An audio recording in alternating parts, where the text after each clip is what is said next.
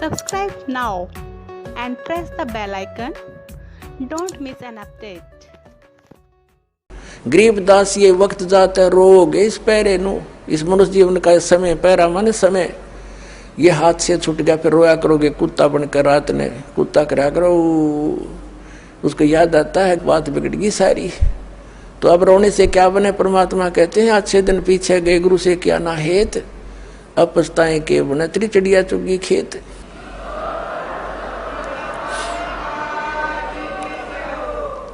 अब परमात्मा स्वयं ही वहां से चल कर आते हैं जहां वो भगवान रहते हैं। वेद गवाही देते हैं कि वहां से चलकर आता है, एक साधु रूप बनाकर कहीं भी प्रकट हो जाता। 3 प्रकार से परमात्मा हमारी धारण पोषण करता है।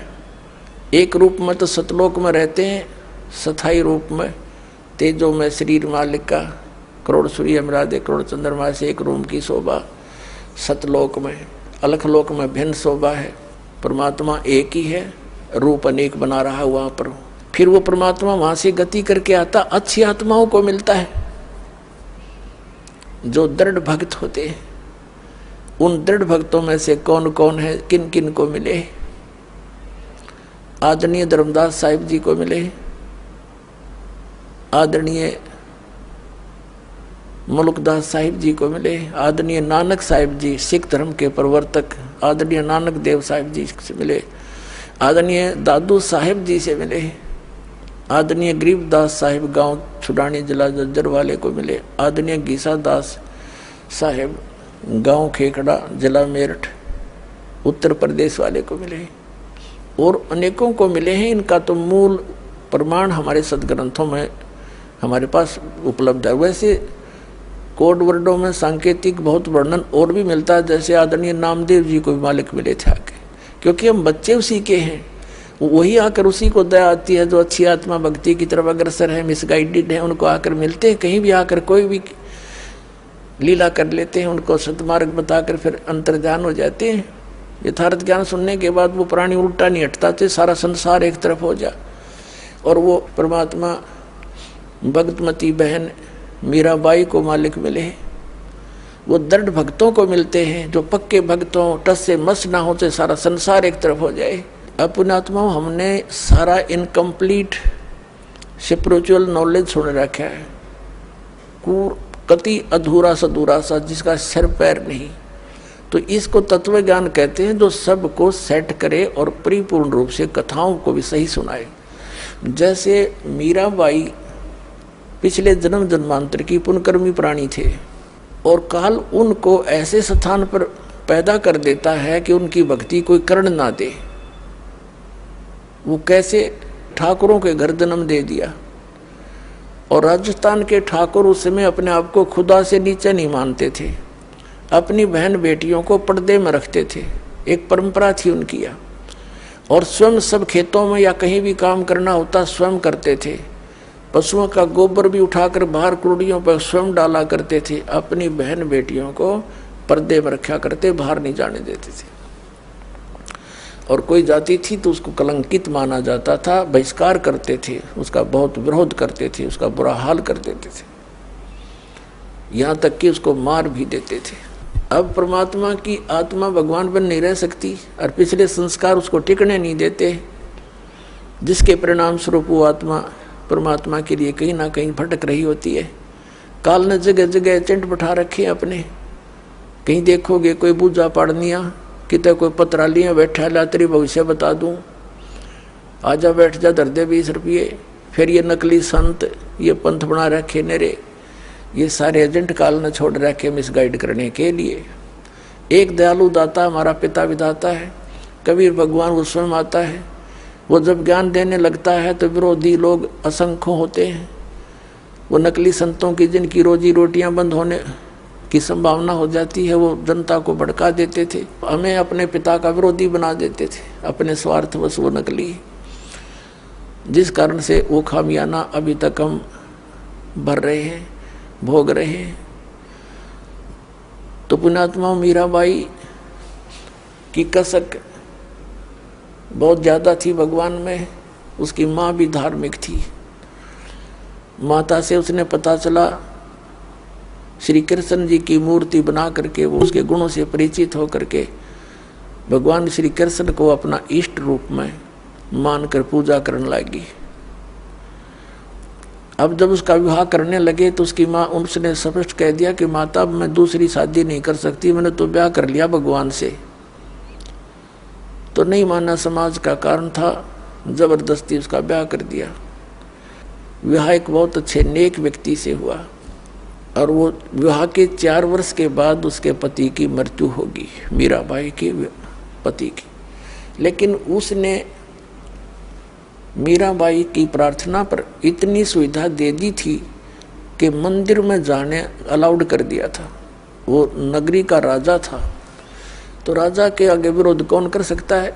उसके साथ में 2-3 नौकरानियां बहनें चली जाती थी, तो जिससे तो दूसरे ठाकुर लोग भी नहीं बोल सके, भी अकेली नहीं जाती है, 4-5 जाते हैं इसके साथ। और फिर राजा के सामने प्रत्येक व्यक्ति कुछ नहीं बोल सकता। अब वो मंदिर जाती थी, अटूट श्रद्धा थी भगवान में। अब परमात्मा कहते हैं सौ छल छिद्र मैं करूं अपने जन के काज, सौ छल छिद्र मैं करूं। अब क्या हुआ, दयालु है परमात्मा, सतगुरु आए दया करी, ऐसे दीन दयाल है ये हमारे परमात्मा। सतगुरु आते हैं ऐसे दीन दयाल हैं, अपनी आत्माओं को अपना रास्ता आप ही बताते हैं। एक दिन कुछ परमात्मा कबीर जी के शिष्य हो गए थे, रविदास जी और भी कई शिष्य हो गए थे, लेकिन रविदास जी उनके बहुत निकट रहते थे और वो चमार जाति से थे। आज से 600 वर्ष पहले ये छुआछूत चरम सीमा पर था और ये जो शेड्यूल कास्ट के जो व्यक्ति होते थे, अनुसूचित जाति यानी चमार हुए, जुलाहे हुए, इनसे अन्य विशेष कर सर्वण जाति बहुत इनको हे समझती थी, इनके निकट नहीं जाते थे। तो जिस रास्ते से मीराबाई जाती थी मंदिर में, उसी रास्ते में बीच में एक गरीब की झोपड़ी थी, आगे उसके साथ ही एक लंबा वैसे वन था, वृक्ष थे, खुला मैदान था। वहाँ परमात्मा कबीर जी और रविदास जी दोनों संत रूप में वहाँ सत्संग करने लग गए। अब मीराबाई जा रही थी मंदिर में और जब देखा जाते समय कि कोई साधु संत आए हैं, लोग इकट्ठे हो रहे हैं, वापस आई 1-2 घंटा मंदिर में अपनी करके पूजा अर्चना, तो वापस देखा तो वहाँ सत्संग हो रहा था। मीराबाई और सखियों ने सबने मिलकर सोचा चलो 2 वचन सुनते हैं, भगवान की चर्चा हो रही है। वो बैठ गई जाके। परमात्मा तो आए इसीलिए थे, उस अपनी आत्मा को कहते हैं गोता मारूं स्वर्ग में जा बैठूं पाताल, कह कबीर ढूंढता फिर वो अपने हीरे मोती लाल। जैसे परमात्मा ने सबको ऐसे ही खोजा, तो मीराबाई सत्संग सुनने लगी। परमात्मा ने सत्संग वही किया जो राम और कृष्ण के बारे में वो किया करते थे। गुण तीनों की भक्ति में ये भूल पड़ो संसारे, कह कबीर निज नाम बिना कैसे उतरो पारे। 3 देव की जो करते भक्ति, इनकी कदे ना होवे मुक्ति। सारी कथा कहानी सुनाई भगवान ने। ब्रह्मा विष्णु महेश नासवान है, इनसे ऊपर कोई और परम शक्ति है, अपने को छुपा कर दाता बताया करते थे। मीराबाई को शौक लगा जैसे बिजली का झटका लगा करे, क्योंकि वो श्री कृष्ण की पुजारण थी, श्री विष्णु की पुजारण थी। पहली बार तो पुण्यात्माओं सबके साथ ऐसी घटना घटी। दास को भी ऐसा झटका लगा था, जब क्योंकि दास श्री कृष्ण और विष्णु का कट्टर पुजारी था, हनुमान जी के व्रत रखता था। श्याम जी हमारे दादा लाई वह गांव पूरी साजली पूजा वो भी करता था।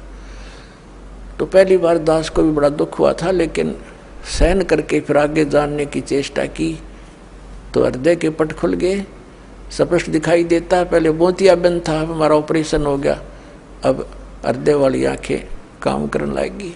अब मीराबाई को बड़ा दुख हुआ। सत्संग के बाद कहने लगी, महाराज जी आप क्या बात कह रहे हो, क्योंकि पुण्यात्मा कोई भी जो प्रसन्न भी करते हैं वो सभ्य तरीके से करते हैं। कहने लगी, महाराज जी हमने तो कभी ये बात सुनी नहीं, आप जो बता रहे हो। तब परमेश्वर ने कहा, बेटी जो नहीं सुनी वही सुनाने आया हूं मैं। जो तुमने सुना है वो लोकवेद है, दंत कथाएं हैं। ये रामकृष्ण की आप मृत्यु होती है। तो प्रश्न किया उस देवी ने कि भगवान आप कैसे कह रहे हो। भगवान श्री कृष्ण जी ने मोरध्वज राजा के पुत्र ताम्रध्वज को आरे से चिरवा कर जीवित कर दिया, आप कैसे कह रहे हो कि वो कुछ नहीं कर सकते। परमात्मा ने कहा बेटा मैं ये नहीं कह रहा कुछ नहीं कर सकते, पर ये तुम्हें मुक्ति नहीं दे सकते। फिर इनकी सामर्थ्य देख लो। मोरध्वज राजा का लड़का तो श्री कृष्ण ने जाके जीवित कर दिया, क्योंकि उसके सांस शेष थे, उसकी आयु शेष थी। इतना ये कर सकते हैं, ये तो एक जादूगर कर देता है, छोटे मोटे साधु संत कर देते हैं। लेकिन श्री कृष्ण जी जब कहाँ गई थी उनका वो सामर्थ्य, जब उनका सगा भांजा अभिमन्यु महाभारत के युद्ध में चक्रव्यूह में मारा गया था। सुभद्रा का पुत्र जो श्री कृष्ण की बहन थी सुभद्रा, श्री कृष्ण रो रहा था, 500 पांडव रो रहे थे, उनका कुल नाश हो रहा था, तो क्यों नहीं जीवित किया श्री कृष्ण जी ने अभिमन्यु को। अब सुन होगी। फिर पूछा उसने जी कारण क्या था, कि बेटी अभिमन्यु का प्रारब्ध इतना था, उसकी आयु शेष नहीं थी और ताम्रध्वज की आयु शेष थी। उसने जाके दिखा दिया ड्रामा। तो सेम गिवा एकदम, क्योंकि मालिक के जो ज्ञान है ये सटीक उदाहरण है। वह घर चली गई तो कहने लगी जी, फिर उसने कहा परमात्मा से, फिर दूसरा प्रश्न किया कि मुझे भगवान कृष्ण साक्षात दर्शन देते हैं, मैं उनसे बातें भी करती हूँ। परमात्मा ने कहा बेटी तू अपने कृष्ण जी तो पूछ लिए, ये देवता हैं, ये झूठ नहीं बोला करते, सच्ची बताओगे तेरे को। अब उसने तो रात में नींद आई नहीं, बहुत कसक होगी, तो उनको जैसा भी वो समय कभी प्रकट हुए, श्री कृष्ण जी से पूछा भगवान आप तो सतोगुण भगवान हैं, आप तो झूठ बोला ही नहीं करते। मैंने ऐसे ऐसे संतों का सत्संग सुना है, मेरे बात जची नहीं उनकी, क्या आपसे भी कोई ऊपर शक्ति है। तो श्री कृष्ण जी ने कहा मीरा वो शक्ति है, लेकिन वो हमने भी ना मिली, उसकी ट्राई करने की कोई यूज नहीं, हमने खूब सिर पटक लिया, उसका कोई अता पता नहीं लगता। अब वो उसको तो बड़ा झटका लगा कि वो संत कहते हैं हम उनको दिखा दें और उसका नाम दें, उसकी प्राप्ति करा दें। श्री कृष्ण जी ने इतना मान लिया कि वो है अवश्य। तो वह रात को नींद नहीं आया उस बेटी को। अगले दिन फिर पहुंच गई सत्संग में, वहीं बैठ गई। फिर सारी 2-3 दिन लगातार मालिक सत्संग करते रहे, फिर चले गए। हाँ फिर क्या हुआ, मीराबाई को प्रेरणा हुई कि भगवान मुझे उपदेश दे दो। परमात्मा ने कहा बेटा पहला काम है इस भक्ति मार्ग का प्रथम कदम गुरु होना चाहिए, सतगुरु हो, सच्चा ज्ञान वाला हो। तो मीराबाई ने कहा भगवान दीक्षा दे दो। अब परमात्मा ये देखना चाहते थे, या ठाकुरों की लड़की, इसमें भगवान की कितनी चाह है। ये परमात्मा को प्रमुख मानती है या समाज को, लोक लाज को। परमात्मा ने पता था कि वो दीक्षा मांगेगी, इतना ज्ञान सुने बाद तो पुण्यात्मा का कलेजा हल जाता है। रविदास जी से कह दिया कि तू मीराबाई को नाम दे दिए, प्रथम मंत्र मैंने तुझे बताया, केवल इस को देना, आगे तेरे को आदेश भी नहीं है, और मैं तेरे पास भेजूंगा जब यह दीक्षा लेना आवेगी, और तू इसकी परीक्षा लेना, तब देना इसको नाम। अब वह लड़की ने प्रार्थना की, परमात्मा ने कहा बेटी जा उसके पास, वो बैठा महात्मा, वो देंगे तुझे दीक्षा। वो तो गई वहाँ पर जहाँ संकेत मिल गया, जाके बैठ गई, एक महाराज जी नाम दे दो, दीक्षा दे दो। रविदास जी कहने लगा बेटी बहन मैं हूँ चमार जाति का और तू है ठाकरा की बेटी। गुरु से नाम लेने के बाद जब तूने लोग जाके यूँ कहेंगे तूने किससे नाम ले लिया है, चमार पर नाम ले लिया, इज्जत का नाश हो गया। और जब तेरे मन में दोष आ गया भक्ति खत्म हो जाएगी तेरी, और लोग तेरी बेइज्जती बहुत करेंगे बेटी, तो कोई और देख ले अपना गुरु।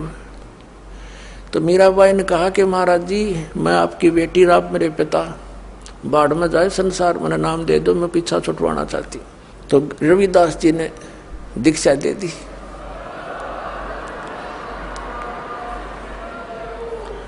अपने आत्माओं भक्तों के लक्षण ये होते हैं, वो लोक लाज नहीं करते।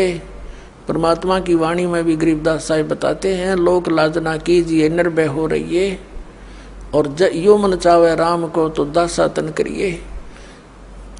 कहते हैं लोक लाज ना कीजिए निर्भय हो रहिए, जय मन चावे राम को दासा तन करिए। स्वान स्वरूप संसार है कुछ कर सी नाही, शीस महल को देख करिए भौंक भौंक मर जाही। सत्संगी संग ना तजय चितराम बसाही। नित्यानंद जी महाराज संत वे हैं, उन्होंने कहा है कि लोक लाज मर्याद जगत की तरण जो तोड़ बगावे। ये लोक लाज मर्याद जगत की नौगे तरण की तरह डिकड़े की तरह तोड़ के फेंक दे, तब कोई राम भगत गत पावे। तो साधु संतां के पिछले उदाहरण देख लो, उन्होंने लोक मर्यादा कति नहीं करी। जैसे आदरणीय नानक साहिब जी हिंदू धर्म में थे, अरोड़ा खत्री इनके घर जन्म था इनका, और रामकृष्ण के पुजारी थे। परमात्मा मिले तो पूरा उसी दिन त्याग दिया था, परमात्मा के दर्शन कर आते ही सब छोड़ दिया, और पूरा विरोध हुआ था उसका हिंदू समाज में, होने दे, कति परवाह नहीं करी। ये दृढ़ भक्त होते हैं जिनको भगवान आकर मिलते हैं। तो मीराबाई ने कहा भगवान मुझे नाम दे दो, आप मेरे पिता मैं आपकी बेटी, कुछ हो मेरे साथ वो संघर्ष, आप मेरे साथ रहोगे, मैं आप झेल लूंगी सब कष्टों को, पर परमात्मा के लिए मैं कुछ भी कर सकती हूँ। अब प्रथम मंत्र दे दिया रविदास जी ने, और फिर 10 महीने में 20 दिन में फिर आने लगे सत्संग करने। तो सत्संग उस दिन तो भगत पक्के आते हैं। सत्संग विशेषकर परमात्मा रात्रि में भी करते थे और दिन में भी करते थे। दिन में कम, रात्रि में ज़्यादा करने लगे, क्योंकि दिन में काम में समय नहीं मिलता भक्तों को, व्यक्तियों को। रात्रि तो अपनी ही होती है, अपने ही नींद से समय निकाल लेते हैं। अब पहले तो वो दिन में मंदिर में जाती थी, अब रात्रि ने सत्संग में जाने लगी, दोनों टाइम, दिन में भी रात में भी। अब पहले तो उसका पति था, उसको साथ देता था, कोई बोलने वाला नहीं था। अब उसकी मृत्यु के बाद उसका देवर बन गया वहाँ का उस नगरी का राजा। उसने मीराबाई को बहुत समझाया कि तू अब मत जाया कर, पहले तो तेरा पति था, अब लोग पता नहीं क्या क्या बात बनाते हैं, हमारी इज्जत का नाश कर देगी तू। उसने कोई परवाह नहीं करी थी, मंदिर में जाती रही। और फिर लागी और रात ने सत्संग में जान। इस बात का उसके देवर ने घना मलाल हो गया, घना दुख मान लिया कि इसको तो मार दे तो अच्छा है, और इसने तो इज्जत का नाश कर दिया। तो क्या किया उसने, क्या किया, एक दिन अपने पुत्र का जन्मदिन रख दिया, रिश्तेदार आए हुए थे, और एक किसी सपेरे से कहा कि ऐसा विषधर ला दे, ऐसा विषयर ला दे सर्प के डंक मारते मर जाए आदमी। उसने वैसा ही ला दिया, राजा का हुक्म था, और एक डिब्बे में बंद करके ऊपर लिख दिया 9 लखा हार। राजा ने एक बांदी से कहा, नौकरानी से, जाओ मीरा को दे दे, ये हार गले में पैर लेगी, सुंदर कपड़े पहन लेगी, रिश्तेदार आवेंगे। और ऐसे, क्योंकि वो तो ऐसी रहती थी बेचारी, उसने तो नाव डने पैरने की कोई परवाह नहीं रही थी, भगवान में कसक गनी लगी थी। तो उसने कहा कि ठीक से कपड़े पहन लेना, मेरी बेइज्जती ना करवाना, रिश्तेदार ने कहेंगे भाई रहानी उसकी पत्नी को कैसे रखता है, और ये हार पहन लेगी। उसने सोचा था न्यू कि सर्प डस कर मर जाएगी, सर्प देगा डस, सारे रिश्तेदार होंगे, सब गवाह हो जाएंगे, एक सांप लड़ गया, भाई हम भी वहीं थे, इसलिए मृत्यु होगी उसकी। इसने चालता या चाली थी। अब वो नौकरानी ने जाकर दे दिया केले, मीरा भाई राजा ने बताया है इसमें एक हार है बहुत कीमती, इसको पहन लेना, और सुंदर कपड़े पहन ले, आज उनका लड़के का जन्मदिन है, दूर दूर के रिश्तेदार आए हुए। मीरा भाई बोली रख दे बेबे, पहन लूंगी। नानू का है पहन ले, अकमा पहन लूंगी, तू जा। वह चली गई। अब उसने खोला कि ना पहरूंगी तो यूं दुखी करेगा, इन बातों में तो कोई खास आंट भी नहीं मेरा भक्ति की, मेरे लिए तो माटी है, यूं हार है, जो कुछ भी है, लेकिन यूं बकवादी आदमी दुखी करेगा। तो उसने अपना धोए दाए कपड़े पहन के वो हार गले में पहन के बैठ गई कि जब वहाँ जाएंगे इकट्ठे में चली जाऊंगी, जहाँ इकट्ठा होना है पार्टी में। अब 5-7 मिनट के बाद वो आया। वो तो ये देखने आया था कि मर्गी होगी, वाई वाह के कह दो सांप लड़ गया, सांप लड़ गया, ये रहा भागियो भागियो। अब उसने जाकर देखा कि वो मीराबाई गले में सुंदर हार पहने बैठी। तो कहने लगा कि ये हार कहाँ से लाई? तो उल्टा मैं जानता था तू रातों जाती है, यही कर्म करने जाती है। वो कहने लगी जी आप भी मुझे जीने देते ना मरने देते, आप ही ने तभी भेजा था और देख मुझे ही कलंकित कर रहे हो। तो वो कहता मैंने कहाँ भेजा था कि ये डिब्बे में ये बांधी नौकरानी कर गई थी। वो डिब्बा देखा कि इसमें क्या था, कि इसमें ये हार था। अब उसने सोचा बांदी बुलाई नौकरानी, बोली जी मैं अभी देकर बाहर ही बैठी हूँ, इनके बाहर नौकरानी थी वो बाहर रहती थी और यही डिब्बा, और तो उसके पास कोई कपड़ा भी नहीं था विशेष और कोई पात्र भी ऐसा नहीं था। अब उसने सोचा भाई बड़ी, उसने सोचा सपेरा जादू कर गया मेरी खातिर, वह ना जच्ची उसका, कोई और जादू जंत्र का दे गया होगा। तो जब तो वह बच गई। एक दिन उसने क्या किया कि एक विष मंगवाया, विष डालकर एक प्याले से, उन्हें सोचा या मरती नहीं मानती नहीं, इसने इज्जत का नाश कर दिया, जिसको जहर से मार देते हैं। उसको कहा विष, साथ गया तलवार लेकर कि ये जहर पी ले, ये विष है इसके अंदर, या तो इसको पी लेना तेरी गर्दन काटूंगा। तलवार लेकर खड़ा हो गया। मीराबाई ने सोचा मारना तो इसने है ही, तलवार से तो दर्द होगा, विष पे लेती हूँ आराम से मर जाऊंगी। करके मालिक को याद और विष पीगी सारा। और वो देखा खड़ा खड़ा न्यो का नो चेहरा, आध घंटे तक बाट देखी दुश्मन ने, वो मरी नहीं, वापस आ गया या वासा होकर। तो परमात्मा कहते हैं मीराबाई को मारन लागे जहर का प्याला प्यारे, पीवत ही अमृत हो लाग्या, हो गया सर्द ही यारे। मन तू पावेगा अपना किया रे, भोगेगा अपना किया रे। भक्ति के अंदर ऐसी शक्ति है पुण्यात्माओं, विश्वास करना इस मालिक पर। ये कथाएं सुना करते थे हम, कथा नहीं थी, ये सच्ची बातें हैं।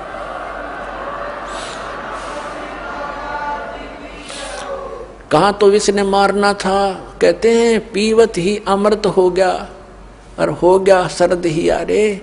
कहाँ तो विष ने बेचैनी पैदा करनी थी और कहते हैं ठंडक सी होगी उस बेटी की अंतःकरण में। अब उसने सोचा भाई ना तो या मारे तो मरती उसके देवर ने, अब इसका के इलाज करो। इसने तो हमारा बट्ठा बैठा दिया इज्जत का। उसने उसकी माँ बुला ली, मीराबाई की उससे कहा कि मौसी तू समझा दे इसने। और माँ की बात बेटी मान लिया करती है। तो माँ ने बहुत समझाया, बेटी देख इधर उधर जाती है, हमारी तकरार होती है, तो अपनी भक्ति यहाँ कर ले। और वहाँ 100 प्रकार से उसने जैसे तैसे माँ बेटी को समझाती है, अपने सारे जंतर मंत्र कर दिए पर वह ना मानी। फिर यहाँ तक कहा कि बेटी हम ठाकुर, और वो चमार जिस तो तू नाम ले आई, इसमें भी हमारी बेइज्जती का मामला है बेटा, तू मत जाया कर वहाँ। तो माता और बेटी का फिर क्या एक कवि के द्वारा बना गया शब्द सुनाते हैं। सत्संग में जाना मीरा छोड़ दे, सत्संग में जाना मीरा, आए मारी लोग करें तकरार, सत्संग में जाना मीरा छोड़ दे। आए मारी लोग करें तकरार, सत्संग में जाना मीरा छोड़ दे। सत्संग में जाना मीरा छोड़ दे, हाय मारी लोग करें तकरार, सत्संग में जाना मीरा छोड़ दे। सत्संग में जाना मेरा ना छूटेरी, सत्संग में जाना मेरा ना छूटेरी। हारी चाहे जड़ के मरो संसार, सत्संग में जाना मेरा। हारी चाहे जल के मरो संसार, सत्संग में जाना मेरा। थारे सत्संग के राह में है, थारे सत्संग के राह में है। आए वहाँ पर रहते हैं काले नाग, कोई कोई नाग तन डस लेवे। आए वहाँ पर रहते हैं काले नाग, कोई कोई नाग तन डस लेवे। जब गुरु जी की मेरे फेरी, जब गुरुओं की मेरे फेरी। आरी व तो सर पे गंडे वे बने जाव, सत्संग में जाना मेरा ना छूटेरी। हारी व तो सर पे गंडे वे बने जाव, सत्संग में जाना मेरा। सत्संग में जाना मीरा छोड़ दे, सत्संग में जाना मीरा छोड़ दे। आए मारी लोग करें तकरार, सत्संग में जाना मीरा छोड़ दे। सत्संग में जाना मेरा ना छूटेरी, सत्संग में जाना मेरा ना छूटेरी। हारी चाहे जड़ के मरो संसार, सत्संग में जाना मेरा। थारे सत्संग के राह में है। वह माता डराना चाहती है बेटी को, तुम्हारे सत्संग के राह में है। आए वहाँ पर रहते हैं बब्बर शेर, कोई कोई शेर तन खा लेवे। रहते हैं बब्बर शेर, कोई कोई शेर तन खा लेवे। जब गुरु जी की मेहर होवेरी, जब सतगुरु जी की मेहर होवेरी।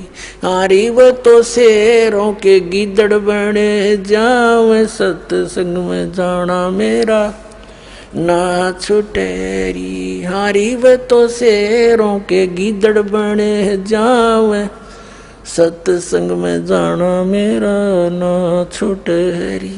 थारे सत्संग के बीच में है, थारे सत्संग के बीच में है। आए वहाँ पर रहते हैं साधु संत, कोई कोई संत तन ले रमे। आए वहाँ पर रहते हैं साधु संत, कोई कोई संत तन ले रमे। तेरे री मन में माता पाप हैरी, तेरे री मन में माता पाप हैरी।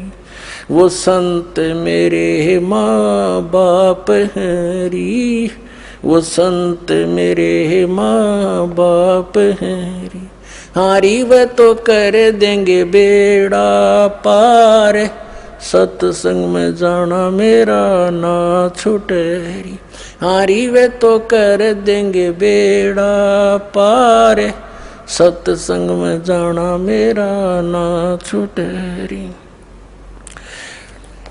सत्संग में जाना मेरा छोड़ दे, सत्संग में जाना मेरा छोड़ दे।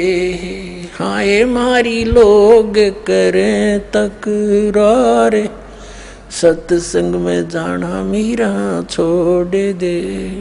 सत्संग में जाना मेरा ना छोटे री, सत्संग में जाना मेरा ना छोटे री। हारी चाहे जड़ के मरो संसारे, सत्संग में जाना मेरा ना छूटे री। वो तो जाते चमारे है, वो तो जाते चमारे है, इसमें हमारी आर है, इसमें हमारी आर है।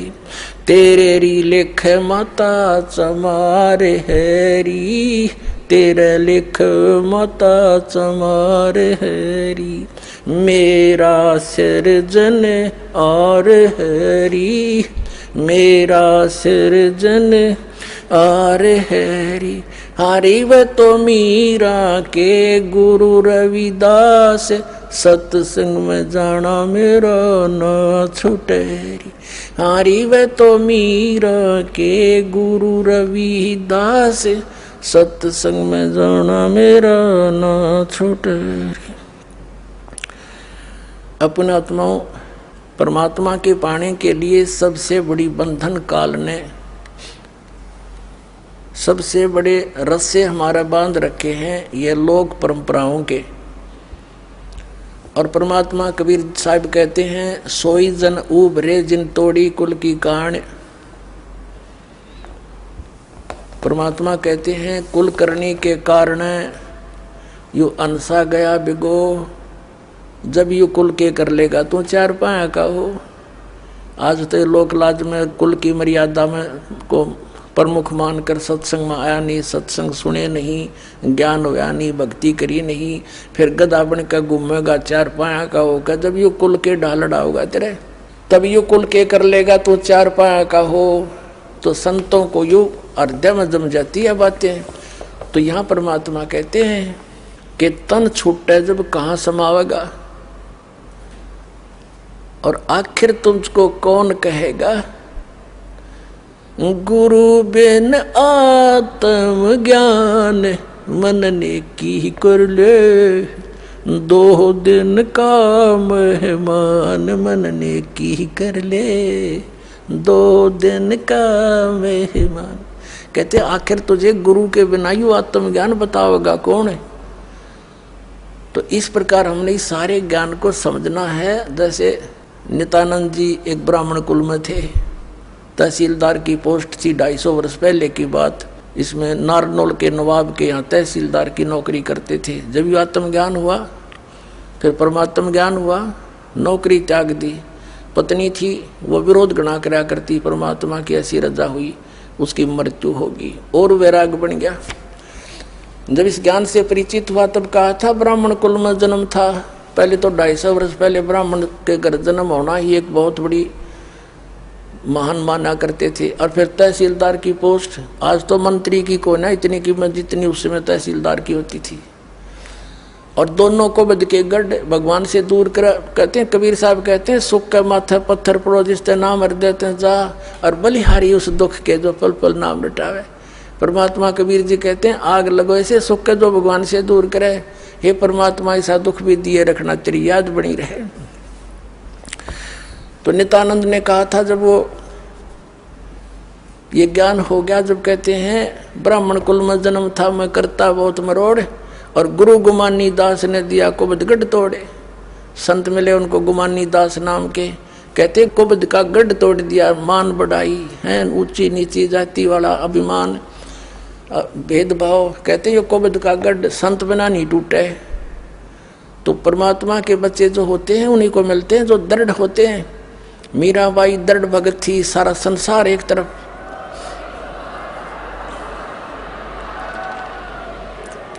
अपने आत्माओं मीराबाई ने देखा है, रोज बकवाद करता है ये, कभी मारने की चेष्टा करता, घर त्याग कर चली गई, वृंदावन में रहने लगी। तो वहां परमात्मा फिर मिले जाकर उसको दूसरा रूप बनाकर, और ज्ञान से उसे पूछा, जैसे धर्मदास जी को मिले थे। तब उस बेटी की फिर आंखें खोली, बेटा इससे आगे और भी नाम है, ये तो प्रथम मंत्र दिया है, इसके आगे सतनाम है, वो ग्रहण कर, उसको मैं दे सकता हूँ और किसी के पास नहीं है। तब मीराबाई ने परमात्मा कबीर जी से फिर मंत्र लिया, तब उसका कल्याण हुआ। बोलो सतगुरुदेव।